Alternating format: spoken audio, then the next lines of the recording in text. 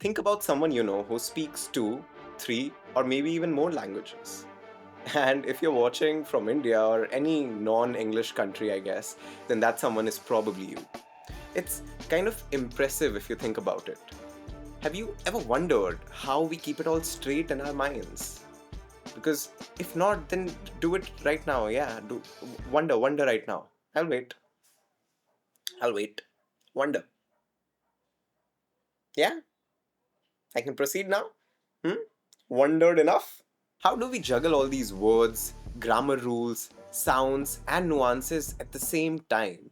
And more importantly, how do we switch between languages without getting completely mixed up? It's easy to assume that our brains just takes one language, stores it, and uses it when needed. But in reality, knowing more than one language isn't as simple as flipping a switch. In fact, the brain's approach to multilingualism is far more complex and fascinating than most of us realize. Today, we are diving into exactly how our brains handle the remarkable task of knowing multiple languages. We'll talk about the challenges the brain faces, how it overcomes them, and the amazing processes that allow multilingual individuals to seamlessly switch between languages. And along the way, we'll explore a deeper truth about language itself, that there is no better language, and each language brings something unique to the table.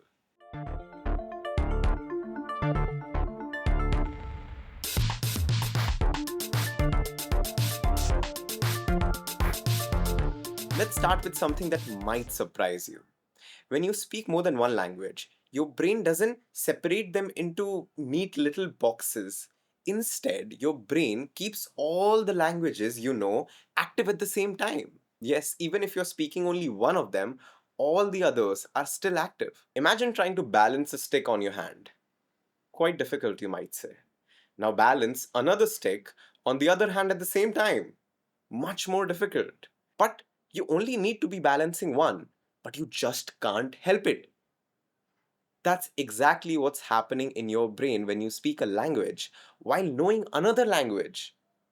The moment you switch to a different language, your brain doesn't just turn off the first one, it has to juggle multiple systems. And sometimes that leads to, well, a little bit of interference.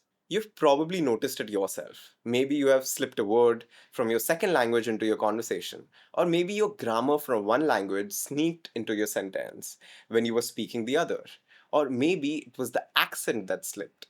And it's not just a casual slip up, it's your brain making choices about which language to prioritize at any given moment.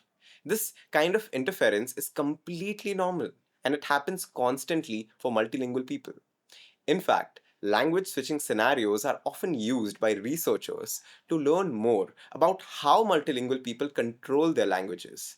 And errors can be a great way to gain insight into how we use and control the languages we know.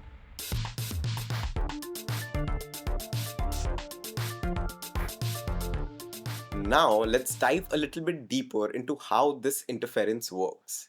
Take a look at a study done on Italian speakers living in Canada. When these Italian immigrants were shown sentences in their native language, Italian, they actually thought some of them were grammatically incorrect, even though the sentences were perfectly fine according to Italian grammar.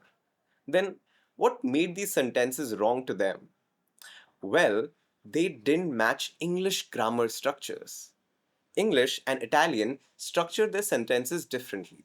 English relies heavily on word to word order, while Italian allows for more flexibility. According to researcher Kasparian, the migrants were unconsciously leaning on English grammar rules even while reading Italian. Her takeaway? Even a first language can change, she says, even if it's a language you have used every day for most of your life. And what's even more fascinating, when researchers scanned their brains, they found that these Italian Canadians were processing the Italian sentences in a way that looked more like how an English speaker would process them.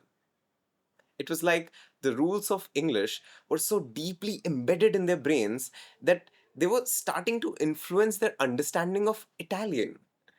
That's how intertwined the two languages had become. Their brains were pulling from both languages at once, sometimes blending them in ways that made sense for one language but not for the other. So, this isn't just about words slipping into each other. This is your brain using what it knows about both languages to make sense of a sentence. But in doing so, it sometimes leads to what we call language interference, where one language starts to influence the other.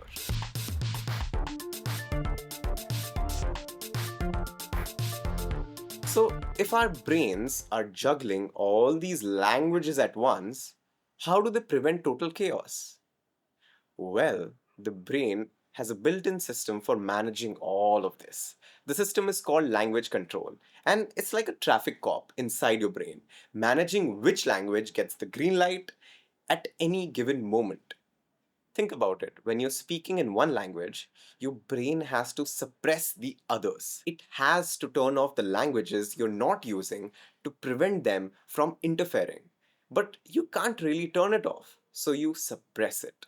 This process is called inhibition. It's a way for your brain to hold back the language that you don't need right now, so it can focus on the one that you're actively speaking. Now, this isn't perfect system though. If you're tired, distracted, or switching languages frequently, your brain might not always get it right. Sometimes the language you're not using will sneak in, or you might find yourself mixing up your grammar rules. This is especially true when you're trying to use both languages in quick succession or in situations where you're under stress. Your brain's traffic cop might not be as sharp, and that's when mistakes happen.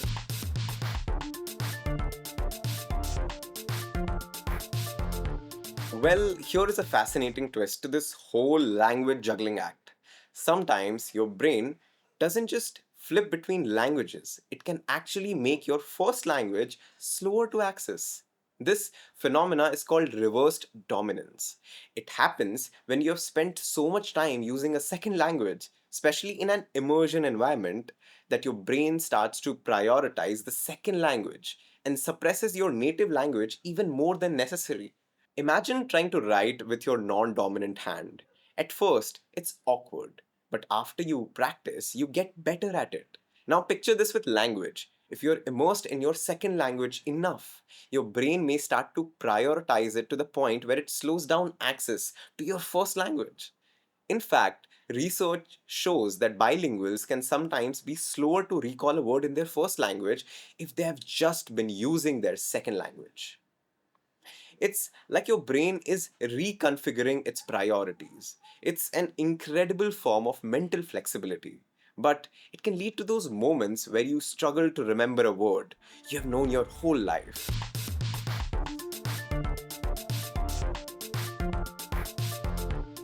But what about people who are learning a second language as adults? For them, this process of shifting priorities can be even more apparent. As adults, we don't pick up a second language the same way we did when we were kids, but our brains are still capable of adapting. It just takes time, effort, and sometimes a little bit of confusion along the way. Oh, what is happening I right don't now? know. Adults often find that accessing words in their native language can become more difficult when they are immersed in learning a new one. It's not that they're forgetting their first language, it's that their brain is reorienting themselves to process a new language. The more you use your second language, the more your brain gets used to thinking and retrieving words in that language. And because of that, your native language might take a little bit longer to access. This shift can be a bit frustrating for language learners, but it's actually a sign that their brain is adapting and building new neural pathways.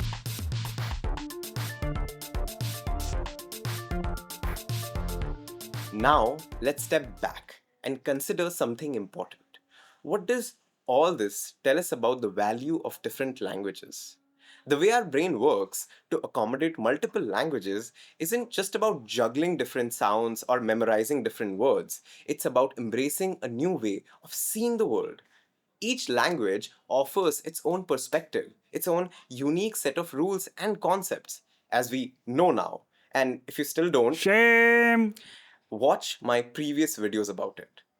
Every language we learn shapes our thinking, our problem solving, and even our emotions in different ways.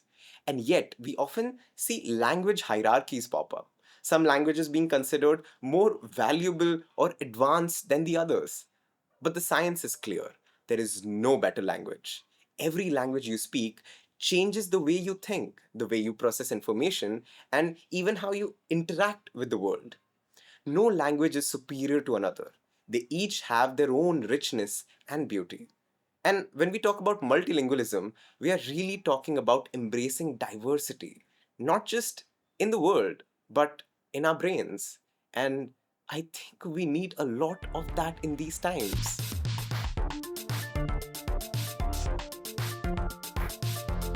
So, the next time you hear someone switch between languages effortlessly, or maybe struggle to find the right word, or maybe it is you, remember this: the brain is doing something pretty amazing. It's not just recalling vocabulary, it's navigating multiple systems, keeping everything in balance, and sometimes making mistakes along the way. And that's completely okay. Being multilingual is more than just knowing a bunch of words. It's about expanding your mind's capacity, learning new ways to see the world, and building new neural pathways. It's a sign of incredible mental flexibility. So let's celebrate all languages. Let's appreciate how they shape us, how they help us connect, and how they make our brains stronger. No language is lesser. All languages are worthy, just like I am. Of what? Of a like, of course, and a share, and maybe a little bit of that subscribe button. And tell me what languages you speak, and if something like this ever happened to you, in the comments below.